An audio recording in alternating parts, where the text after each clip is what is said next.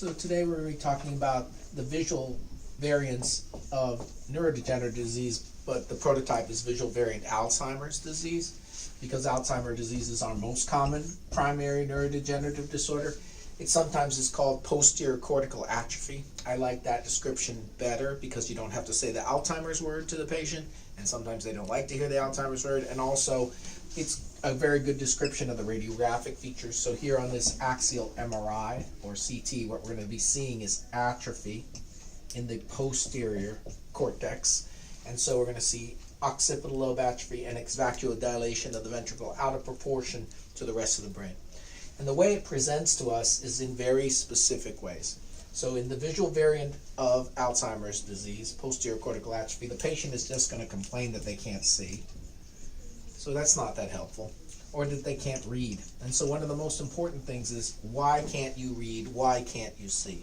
And so the typical answers that we'll receive in patients who have neurocognitive deficit as the cause of their complaint is they'll say they can see the letters, but they can't process the words. Or they don't understand what they're reading. Or they get lost easily. Or the chief complaint might say, brought in by spouse. Or I won't drive with him because he gets lost so easily. So the tricky part is the acuity can be 20/20.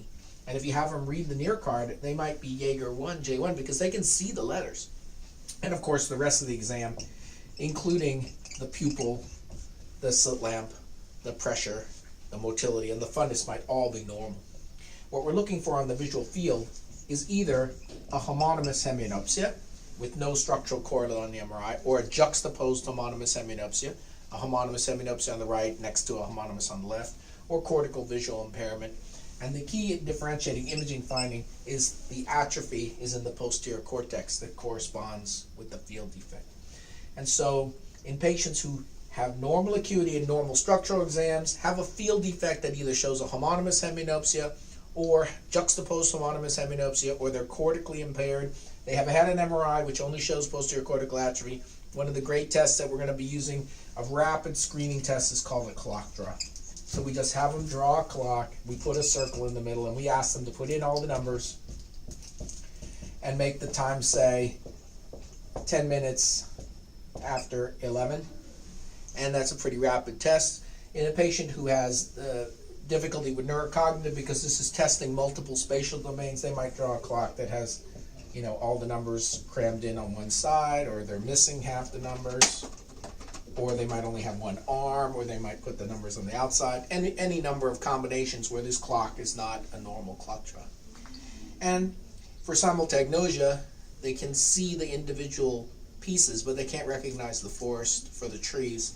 We can use Ishihara color plates, and as you know, in a patient who has normal acuity and no color dyschromatopsia, they might not be able to see the little dots that are actually making up the number 12 or the number 2. So they can see the numbers, but they only see them as a series of dots. So in a person who has simultagnosia, for example, they might be able to see the individual circles, but they wouldn't be able to see the number 4 that's embedded in there, and that is simultagnosia. This can also present to us as alexia, with or without agraphia. They had 20/20, but they can't read. Or visual spatial difficulties, where they get lost easily, or they can't drive because they can't do multitasking. And so really, the main things I want you to know are, in patients who have neurocognitive deficit, including posterior cortical atrophy, the visual variant of Alzheimer's, their complaints are going to be quite vague. You need to drill down on why they can't see or where they can't read.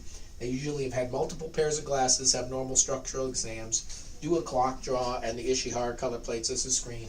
And if you see a patient who has either a homonymous hemianopsia or juxtaposed homonymous hemianopsia or cortical visual impairment with a normal MRI, look for posterior cortical atrophy.